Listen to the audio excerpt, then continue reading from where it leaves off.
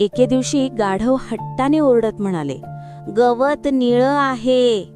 वाघ कडक आवाजात उत्तरला, "नाही, गवत हिरवं आहे." दोघांमध्ये जोरदार वाद सुरू झाला. न्याय मिळवण्यासाठी ते दोघे राजा सिंहाकडे गेले. गाढव तक्रार करत म्हणाले, "महाराज, मी बरोबर आहे." वाघ मात्र मान्य करायला तयार नव्हता. राजा सिंहाने निकाल दिला. वाघाला 3 दिवस शिक्षा भोगावी लागेल. हे ऐकताच गाढव उड्या मारत आनंदाने निघून गेले. गाढव गेल्यावर वाघाने शांतपणे विचारले, "महाराज, गवत हिरवं आहे हे तुम्हालाही माहीत आहे ना?" राजा सिंह ठाम पण शांत स्वरात म्हणाला, "हो, गवत हिरवं आहे." मग राजा पुढे म्हणाला, "पण प्रश्न गवताच्या रंगाचा नव्हता.